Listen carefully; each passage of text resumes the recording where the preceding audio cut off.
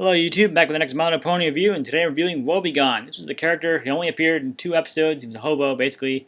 He didn't really believe in himself. He was pretty well, always regretting pretty much everything he did. Because I mean, he always tried to avoid being in situations where others would get into harm's way. But they didn't. The ponies, unfortunately, were a little more stubborn, and they weren't really willing to accept the fact that he was just bad luck all over the place. And it turns out they were right, because they found out that through the story, he ends up being curse put on him only in the sense that his bad, whatever his fears were basically brought to life. So whatever he feared was going to happen ended up happening anyway. Now, granted, yes, this probably is not really how it works in real life. You're not just because you fear it's going to happen doesn't mean it's going to happen, and it may not happen exactly the way you fear it's going to happen.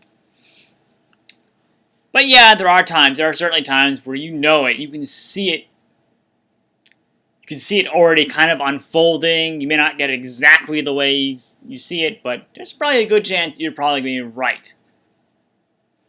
Every once in a while. It's not going to be an everyday occurrence like it was with Woebegone here.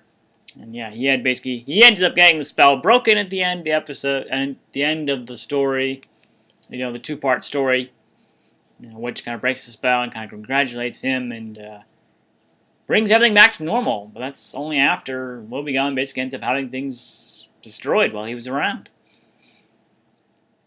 The ponies were right. They saw the good in him, and after all, even when he did not, and managed to get things straightened out.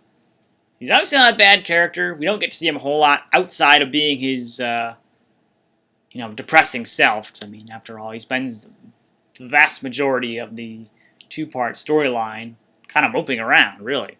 Not wanting to be part of anything else, not wanting really to be friends with anyone, not really wanting to be around, anywhere near anyone where anyone could be in harm's way. And he has a good reason to. I mean, if you had something like that going on with you, you wouldn't want anyone else near you. It's like being sick, really. I mean, you don't want anybody, if you have a deadly disease that you have, that could kill anyone if they get even, not necessarily direct contact, but with, just being around you in general, you don't want anyone near you for that either. But, it's not quite the same thing, just considering that the disease is going to go away on its own. You don't really have to do much of anything except, your body will do it for you. But Woebegone was never going to get rid of it until he actually faced his fears directly. Which could have been years. Could have been a very long time for him to take care of that. It would have been interesting to see how he actually is outside of it. We know he gets he's a little clumsy, but only towards the very end. It's not really enough evidence to say he's clumsy just because it was at the very end. And as they already said, it can happen to anyone. He does have some, he doesn't spend the entire story moping around. He does kind of have some, well, okay, maybe they're right, sort of a deal. He starts to actually believe in himself, but it's not enough to get him past the fears that he's facing here. It's kind of a more extreme version of how we face real life in general. You end up having fears of things going wrong.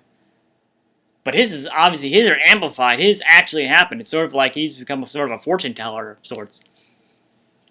He seems like a nice guy. I mean, I'm sure once we get past his overall bunch of fears. I mean, he's not harming anyone directly. He's actually being,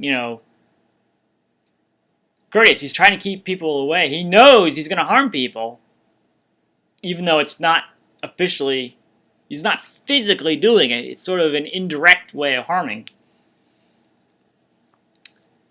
But it would have been interesting to see what they would have done had you, give him a bit more, aftermath lifestyle, so you get to see how he is under normal conditions when he's not affected by any sort of fear. But it's obviously he cares about other people, so he can't be that bad. If you take away the fears part of it, putting on the curse and all that, you probably see he's probably a nice guy to be around. The ponies even really willing to look past his curse to actually try to befriend him as best they could. Even though, they lost Paradise Estate, they lost the nursery, I mean, they lost some of their forest.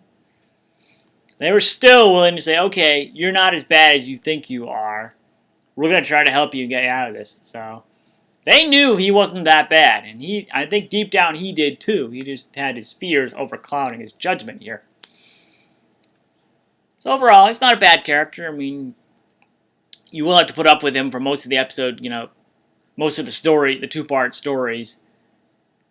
The two-part story that he's involved in. Woe is me. Go figure. It's probably an appropriate title for him because it involves him, not only references himself, but it references his character in general.